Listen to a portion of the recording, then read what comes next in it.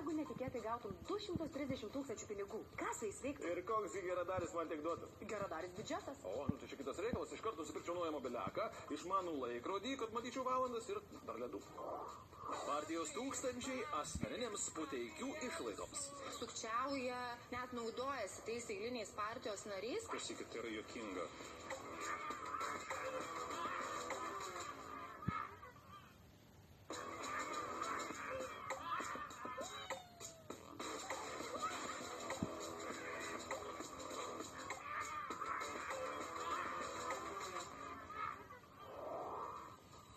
Sako, kad žmonės keičia valdžia ir pinigai. Todėl daugybė žmonių kaip tik ir veržiasi prie to valdžios ir pinigų lobio. Ir tuomet gali pamatyti tikrąjį žmogaus veidą.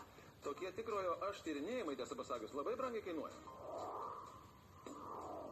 Gerbiami žiūrovai, vėl pavyzdys, kad žodžiai Puteikis ir pinigai vienam sakiny niekaip gražiai nesiderina.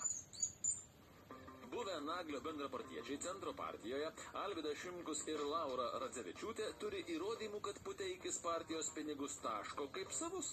Savo ir savo žmonos Puteikienės reikmėms. Šitoje pinigai tai nėra Puteikio pinigai, tai yra partijos pinigai, o jisai jos leidžia ir sprendžia, kaip juos išleistis vienas pats, nieko nesitardamas. Sukčiauja ar meluoja ir pasakysiu taip, net naudojasi tais eiliniais partijos nariais, kad juos apmulkinti.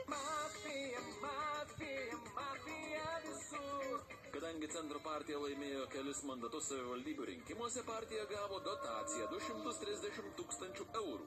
Pinigai skirti partijos reikmėms, bet neseniai Alvydas Šimkus prisijungė prie Centro partijos elektroninės bankininkystės sąskaitos. Žiū, trūksta 1000 eurų. Jisai visus, kiek žinau, totaliai nušalino, banką atjungė visų, niekam nedavė prisijungimui ir jis vienas pats karaliauja ir galbūt su Puteikienės patarimais. Jie jums iškirpo tik tą dalį, kad kur buvo išlaidos, o kur pajamos, kur aš įnešiau pinigus, jie jums to neiškirpo. Banko išklotinėse juodo ant balto parašyta, kad Centro partija sumokėjo už Puteikio ir Puteikienės automobilių draudimą.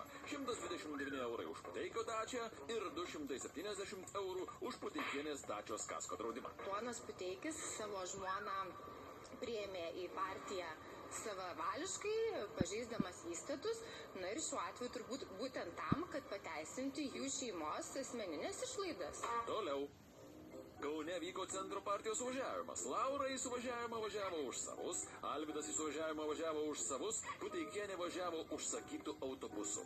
Puteikienės kelionė iš Klaipėdos į Kauną atsiėjo 350 dotacijos eurų. Kaip karalienė važiavo, negana to, aš kaip suprantu, visa delegacija Klaipėdos skyriaus važiavo su savo lėšomis samdyto autobusu ten berods. Tiesą sakant, nelabai suprantu Radzevičiūtės ir Šimkaus logikos, o tai mano žmona turėjo kaip traukiniu važiuoti, iš paskos su kitu automobiliu važiuoti. Automobilyje, mikroautobuse buvo vietos visiems, važiavo jinai taip pat, nematau čia jokio prieštaravimo. Kaip žinia, Puteikio telefonas išsikrauna 4 kart per dieną. Kaista nuo pokalbių.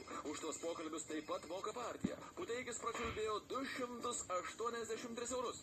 Kur čia galima taip ir skambinti, kai dabar yra tokie planai, kad realiai viskas praktiškai be limitų. Klausykit, tai yra juokinga. Žmonės kalba, kad partiniai pinigai Puteikį labai pakeitė. Tiesiog parsidavė. Man neapkeista, jisai pasikeitė kardinaliai.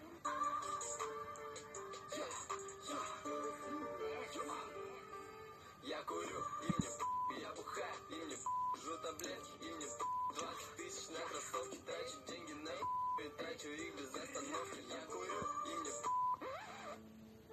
Esu kaltas, esu labai kaltas, sako Puteikis. Naglis pripažįsta, kad partijos pinigus ėmė, bet ne su visam, tik trumpam pasiskolino, nu. Pinigus aš į partijos einamą sąskaitą įnešiau savo ir labai didelę sumą.